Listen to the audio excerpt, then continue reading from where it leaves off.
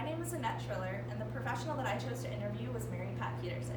She's a chiropractor at Coon Valley Chiropractic and Nutrition in Coon Valley, Wisconsin. This is MaryPat over here. She's a 1993 graduate from Palmer College of Chiropractic. She started her own business in 2004 with her husband, Carl Peterson, in Coon Valley, Wisconsin. They've had this business for 15 years. She's had chiropractic experience for over 26 years. There are 4 employees in this business, which she likes to call chiropractic ambassadors. They proudly call this organization Christian and support local benefits and charities. This is what her clinic looks like on the outside, and this is an example of one of the rooms that she has on the inside. The first question that I asked her in our interview was, tell me a little bit about your business. I talked about this a little bit earlier and said that her name is MaryPat, she owns Coon Valley Chiropractic, 26 years of experience, 4 employees that have responsibilities such as receptioning, scheduling, insurance billing, and represent the brand. And then they're celebrating 15 years of having their business open in December. The second question that I asked her was, what are some things that you are tolerant about in your practice? She proudly said that they have 4 girls with awesome work ethic in their business. 2 employees a while back did unethical practices and were released from their positions.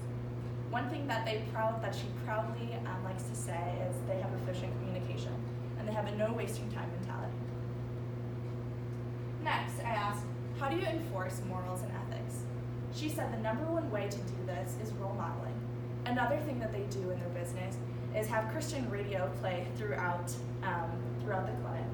They are very vocal about teaching Christ-likeness. And one story that she shared with me was there was a patient that was very hungry for the Lord. And so her and her husband decided that they were going to disciple this couple every Sunday night, and they've been doing so since May. The fourth question that I asked her was, have you ever had to fire someone over an ethical issue? I alluded to this a little bit earlier, and she said yes. These 2 individuals were responsible for embezzling, dishonesty, and stealing.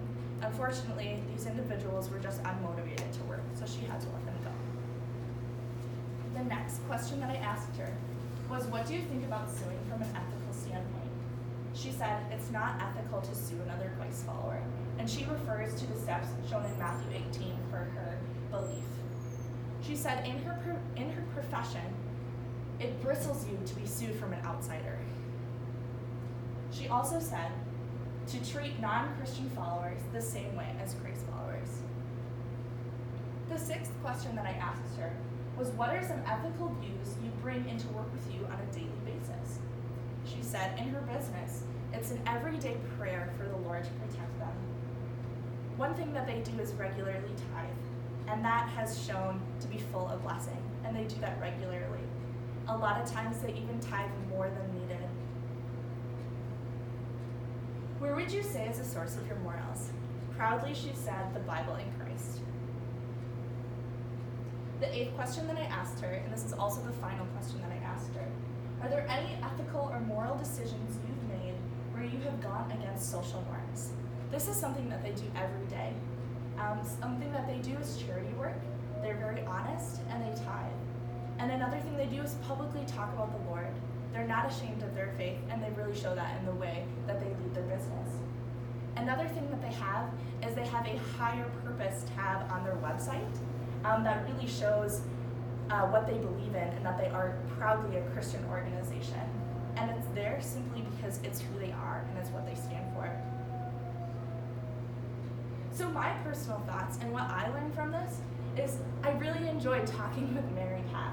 She was very well spoken, and she's very thorough in her practice. She really dedicates a lot of time and attention to her patients and their well-being, not just through her chiropractic business, but in their personal lives as well, especially from the story that she shared with me about the couple that was hungry for the Lord. She's very respectable, honorable, and has honorable leadership tactics.